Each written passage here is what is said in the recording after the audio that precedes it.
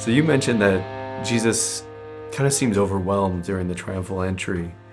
How do you balance the joy of that along with the sorrow that he knows is coming in the coming days?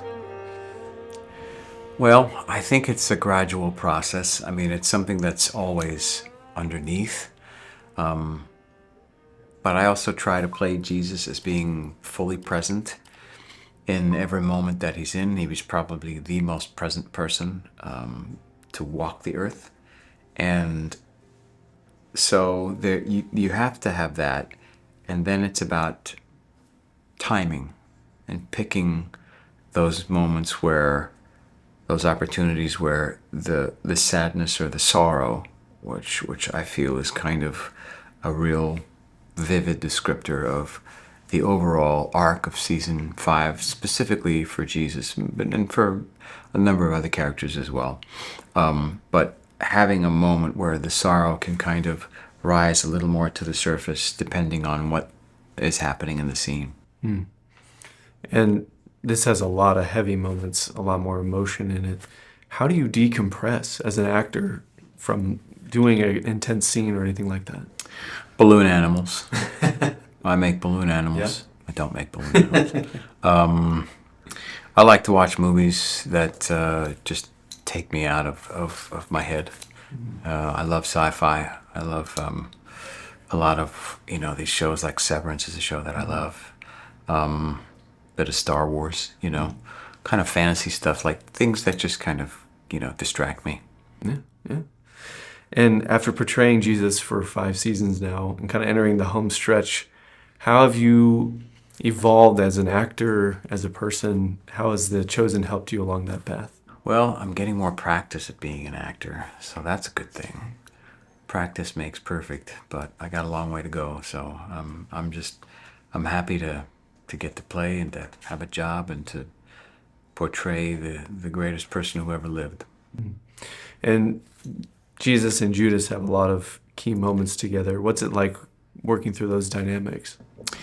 It's fascinating. I mean, the questions that our show asks, plausibly asks, what would this dynamic have been like? And we know what Scripture says, and so how do we get from A to B? Judas starts here. Scripture says this happens, and he ends here. And what was that path like? And I think exploring those paths, that with gospel in mind, and with the truth of the gospel and the essence of the gospel in mind, and the fact that we have a biblical consultation staff to kind of input when there's something that might be a little questionable, or just reaffirming that, like, no, this works, this is good. That's part of the joys of doing this show, is just seeing where the road winds. And doing these scenes in Holy Week, do you see any events of Holy Week differently now? Or do you see any new aspects to Jesus even after doing this? I think with Holy Week, as a Catholic, we often go through in Scripture. We hear the whole scene between Pilate and the crowd and the sentencing. All of that is actually read and kind of recreated, reenacted. Not literally, but it's the story is read out loud by different people, and so you kind of get this almost a very a decent proximity of what we're about to do for season 6. And it's kind of like, oh, this is kind of how it would have been. And then now, as we actually go to recreate the scenes ourselves, I know that when, like with many other scenes that we've already shot, and moments that, I hear in scriptures when I go to Mass, I now have the images that we've created in my head. And I think that the human mind is always looking to fill in the imagined with a version of reality. And so that's why people who play certain roles become almost icons, like theological icons, windows to that, spirituality in a way, better or worse. So it's part of why people will shout Jesus, when they see me in the street, because they've made that kind of connection in a way, because I've filled in as a real person this image that they've had in their mind, that now they're not struggling to imagine what his face looked like. They're like, oh, they have a face. And so with these moments, it's the same thing. And it'll be the same thing for me when I go to, after we shoot the Praetorium scene with Pilate and Jesus, I will now have an image in my head of how we actually did it. Whether I want it or not, it's going to be there. So it's a fascinating and surreal experience in its totality in that way. This is a great season so far. It's amazing from what we've seen. It definitely has a more intense tone, which I think is kind of interesting, and a little bit of like espionage and some different elements in there. What's it like implementing that into what we've known as the Chosen formula? Yeah, I have been really, when we wrote it and then when we were filming it, I thought, is this a departure from The Chosen? Meaning that with all, like you said, the espionage, the intensity, the size, the scope, the scale of it, we're known for, and I think we're good at, intimacy. We take these big epic stories and we make them actually smaller and more personal. I shouldn't say we make them. I think we reveal them to be the relational and intimate stories that they actually are. But this season, you're forced to tell the story of the turning of the tables and the triumphal entry and the Last Supper and the betrayal of Judas on a big palette, right? But I've been very grateful to see the audience response, especially to the first couple episodes, that they're still getting the intimacy and the personal, the relational, and of course the deeply spiritual from these big moments. I think we did an effective job of, even when Jesus is turning over tables, we're still keeping track of each of the people involved. Shmuel and Caiaphas and the religious leaders and Judas and Simon Z and Peter and of course Jesus. What are the stakes, the personal stakes for these moments? And so I think that people will see a lot of intensity in this season, but they're also going to see the usual Chosen-esque human relationships. Yeah, and a big thing you were talking about is how you want to portray kind of these iconic moments that we've seen in film before, but you're putting into the Chosen context. So kind of like the inverse of that, what are you doing to kind of keep the Chosen flavor in all these big, or the smaller moments even? Well, yeah, I mean, that's the thing, is having those smaller moments. It is easy to say, Holy Week, 1 million people. The enemies are here, the friends of Jesus are here, the followers of Jesus, the people who have heard about him and want to worship him, the hundreds and thousands of people who show up to worship him at the beginning of the week, who by the end of the week have turned on him. How does that happen? So it's easy to just think big, big, big, but we infused it with moments. We've got a beautiful scene, even in part one of the season, between John and Mary Magdalene, the two people who are the most emotionally intuitive and are paying attention to what Jesus is actually saying. So a personal conversation between Jesus and Judas, not recorded in Scripture, perhaps didn't happen. We don't know for sure, but it's capital T truth, reflecting who these people are at this moment in time. And so that's always our number one goal in this, is to never let people get so distracted by the size of the story that they miss out on the personal relationship that they can have with Jesus through these stories. And I think that's kind of the big element of The Chosen, is people feel that personal connection. You've said that season 5 is the most accessible for newcomers to the series. What do you hope people get out of seeing this season for the first time? Well, this one, the reason I said it's accessible is because non-believers still know a lot of these stories. They've heard of, they know of Judas's betrayal, the turning of the tables of the temple, the triumphal entry, the Last Supper. And so when they see the trailer for it, they're like, oh, I've heard that, or I've seen some form of that before. And there's also, we spend a lot of time with the non-believers, right? So these are the people, the Romans, the police, the religious leaders who don't believe in Jesus. I think there's so many characters in this season that truly, that don't fit into the, I love Jesus, I follow Jesus, and I'm devoted to Jesus no matter what, box.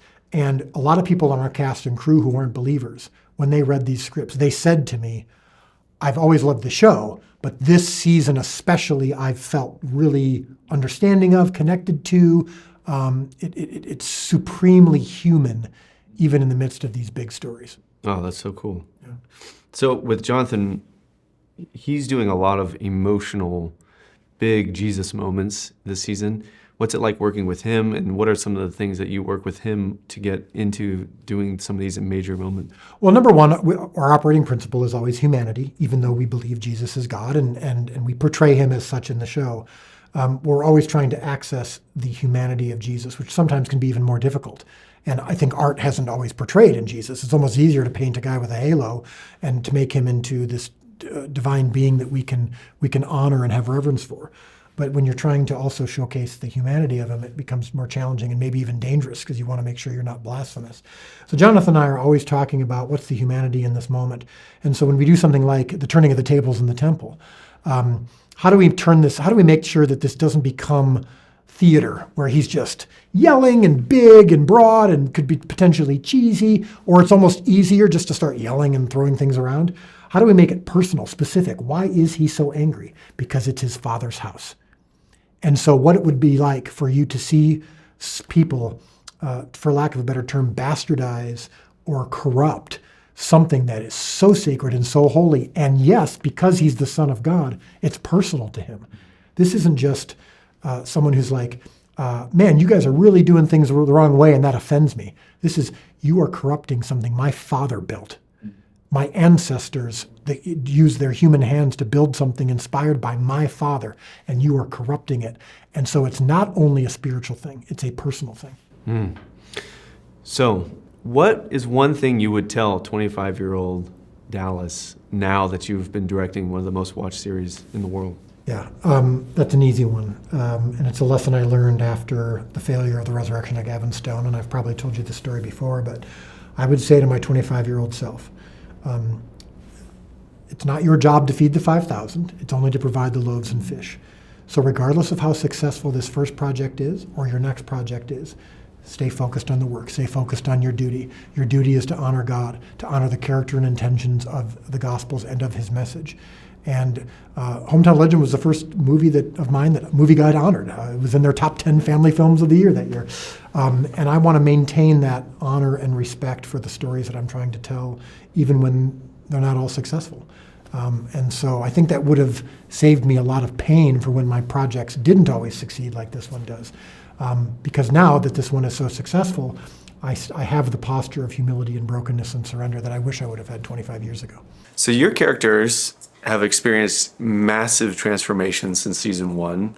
How do you feel that you've basically come so far as actors as well? Ooh, that's a good question. Very good question. For me, when I first booked the role, I was feeling a lot of the emotions that Lilith was feeling. So that was a very easy thing to get into. And then season 2, I was like in a kind of better place, and I was worried about like having to get back to that dark place. And I almost feel like I was hurting myself to get there, and to play that sort of hurt. And over the past few years, getting to work with these incredible actors and learn from them and trust them during these scenes has changed my method of performing, and realizing like you don't have to hurt yourself to play hurt. You can act. You can play, and you can trust the things that your co-stars are giving you. And yeah, that's probably the biggest change for me. Yeah, I think for me, from season 1, I was kind of not knowing the world or anything that I was getting into. So I always wanted to do my best, or try to do my best. And in the subsequent seasons, as Matthew got stronger and found his own path, so did I, Paris, and I feel more confident and just able to be free. And when you have other co-stars that you just trust. I remember when we did the scene where Mary relapses in season 2, we were kind of like, we didn't know each other. We knew each other well, but as scene partners, we didn't. So remember when we rehearsed in my hotel room and we just read it once and we're like, oh, I trust you. Like, I can't wait to see what you do on the day. And that's kind of been how we work. And that's how the rest of our cast works, because all of us want to make this better. All of us want to do the best we can. So we just trust each other, and it's magic. That's so cool. And then this season kind of feels like it's more intense, a lot more bigger set pieces, everything. How has that affected the cast as a whole, and for you guys acting and the show getting this bigger scope to it? environment is so key. So to have these amazing sets and even it being shot in a new format or a lens that's like very cool. Anamorphic lens, Yeah, yeah. it's going to be amazing on IMAX. But it helps me get into character more, and it helps me just really believe the world that we are in, and it just fuels the performance. So it's exciting to be a part of that as the show just keeps growing around the world. All right, so who of you or of the cast do you think would be the one to break character first during a shoot? Judas? Luke. Luke, yeah. But he would go right back in. Yeah. He's so unlike Judas. He's such a sweetie and so funny and Yeah. so sweet and kind. And but he's also, he's funny. He's almost made me break a number of times. Yeah. And Jordan has made me break Oh, character Jordan, a for number sure. of times. Little James. And you sometimes. I because I'm so focused as Matthew, if I hear the slightest or like a fart or something, I will break because it takes me out. And then like, I'm just like, it's like I wake up again. I'm like, oh wait, I have to get back into it. But then the giggles start. And then I can't look at her and I can't look at certain other castmates because I know that they will break. So I just look to the floor, and that's when people can tell that I'm breaking. So it starts this unraveling moment. It's like dominoes. That's awesome. Yeah. All right, so if Mary and Matthew were to time travel to current day, what's the first thing they'd be confused by or enthralled by? Oh my Social media. Matthew would ask Mary what the perfect selfie angle would be. Enthralled. Got it. Got it. But I like this idea you have, don't you, Liz? Yes, Yeah. no, I feel like so much would be confusing about modern day society. Well, especially how people interact too, or maybe The good thing about social media is overwhelming and confusing sometimes, but there is something really wonderful about it, and it connects so many people that normally wouldn't be able to, and you can share really wonderful information that way, and get to watch fantastic art and movies. Like I think there'd be a curiosity about that as so you well. can see, as time traveling friends, we would be the perfect balance, because I would be like, this is overwhelming, but she'd be like, well, look at the bright here's side. mental It's helping health. things grow. There's filters. Yeah. So your guys' characters are kind of like the inner circle around Jesus. How has your relationship as characters evolved, and also as actors and friends on the show? Well, what's interesting is that these are kind of three of the original disciples as well. And we've kind of been reminiscing about like the miracle of the fish and how fun that was. And it's kind of like the show hasn't, in terms of what's behind the camera, and this is kind of lends to what is a huge success of the show, is that family feel that we felt when we were like all kind of in the water, or one of us was in the water, but we were doing this miracle of the fish. That feel that we had has kind of, even though the infrastructure around us has kind of been upgraded, inside you wouldn't tell the difference. We do still feel like we're on that little mom and pop style show.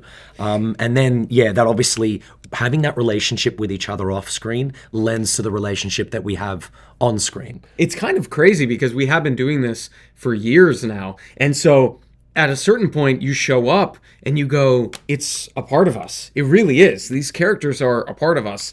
And so some of the times you just show up and you're kind of ready to go because we've been preparing for this next scene our whole time on the show, and it feels very alive and organically sort of growing into this fifth season where a lot is going on and a lot is going wrong, but we are in it together. And so we have that support system that we have built over these years that then allows us to go into these pretty vulnerable places. Yeah, not a lot has changed in the way we work. At the end of the day, we honor the written word, and we try to do as much as we can to create these interesting, dramatic moments in each scene and go very deep. And so the truth is that we're still kind of the same. We're still the same people. The dynamic has not changed, and the show growing has not changed the way we approach and the script and the way we approach each other. And so it is actually pretty consistent. Our lives have not changed, just been able to deepen. And with each season, get a gift of exploring a new part of our relationships and our relationships with ourselves, and it's pretty. It really is a true gift for actors to receive such an interesting story to tell in each season, such an interesting life moments to deal with as your character, and places to explore in your own personality and in the world. So really, it's been kind of a magical journey, And what kind of elements do you get to bring in from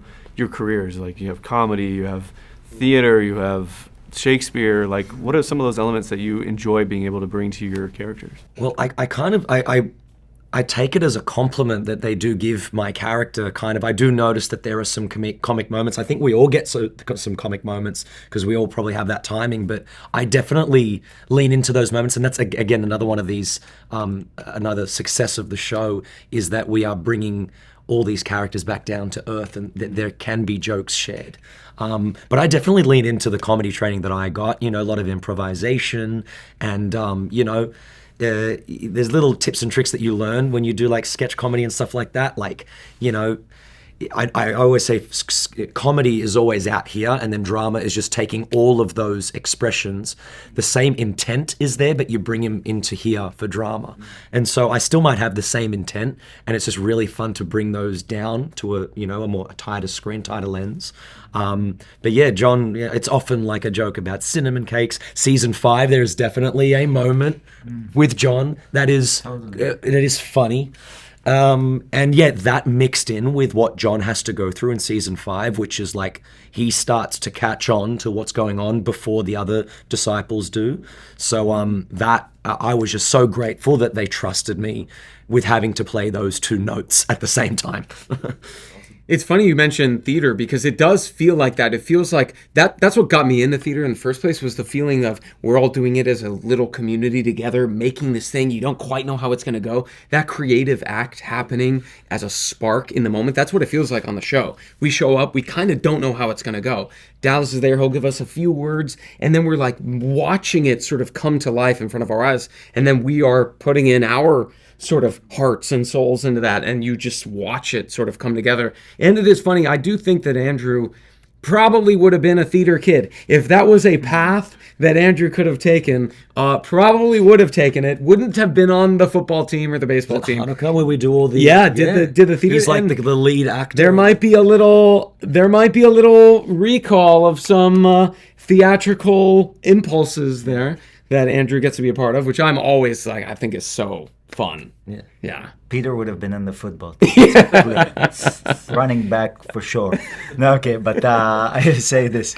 I think it's interesting because everybody comes from different backgrounds of, let's say, of this, but I think the one thing that is kind of connecting everybody is this kind of willingness to actually, as Noah said, discover everything with each other. So it can very easily be a group of people, of each person coming with their own idea to the table and trying to muscle the way into their own idea. And this is a very, very collaborative group of people. So regardless of the background, it doesn't really matter, as long as we get to the day and we're ready to explore together and we're actually focused on seeing what the other person is doing that can change us, and we're changing each other and together to create something. I think that's kind of a theme, and the vast majority of this group is kind of like that. That is the theme. That's what we're aiming for, and so I think, it's really a joy. Nobody's trying to necessarily bring what they brought with. We're doing it together. Everything is done together and influenced by each other,